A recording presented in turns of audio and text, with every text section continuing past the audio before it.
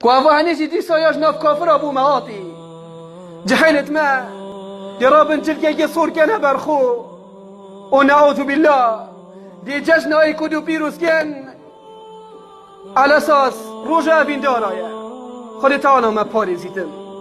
او روجا وكو جن خيانة الظلام خود كد او روجا وكو ظلام خيانة الخزانة خود كد او روجا وكو تج خيانة الديكو باب خود كدن ود بشوانا را فاحشة ديال جحيلات كد او روجا وكو قالك مسلمان هاي زينة وفاحشة وخرابط عرديدة تذكرن اما پیغمبر خودی صلوات خودی سر بنید بیجیدن بوستل دول دی فریباز وانا چی پیغمبر خودی صلوات خودی سر بن راز بیجیدن ابرو گدا یا ولی هاتی هر تشتکی و دولت کافر کر مباشر جحیل می جیب جید کن ایک سر اوانا چگر مباشر جحیل می کتن ناچی بیتن اما مسلمانین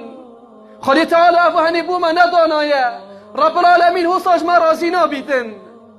چوا چید بیتن هر تشتگی کافر کر از او تو مسلمان ها داوید باره بکینه و ویجا ویروژه هنی دا کشتی جلگه سور کده برخو على اساس از عاشقم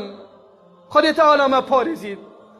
و جشمالت مسلمان ها در که بیتن و جلگه سور کریه برخو یعنی از حشکر که گید کم یعنی من شرم نینه يعني ازيا رازيم البيش جابت بابي خود در كفم وبتم قال كراكي خلقي باخفم وديال رين مخاري وديال خارنو فخارنا بخم وفاحشيت قال بكم ها فهني يكون كافرة فريق اليد ناف مدى وجحل مجي تطبيق بكتن بيكوز ناخد يدا بكتن بيكوز صحكتي اري فهني ناف مسلمانات يدا هيا انا بيكوز صحكتي اري قلنا كاس كمانجي خيره پیغمبر خودی صلوات خودی سر بن بیستن هگر خوب چند کنا بزن مشکی و دی بسرمانت من دیفونو چند دی وجا تو بینه پیش چوبت خو ماش فاحشه خرابتر هیا بلی جحیل می وکیوانات کتن ماشن دی خرابتر هیا کوشن خیانت ظلام خوب کتن و گلا سور بو ظلام خلقی بتن و یا تیته کرن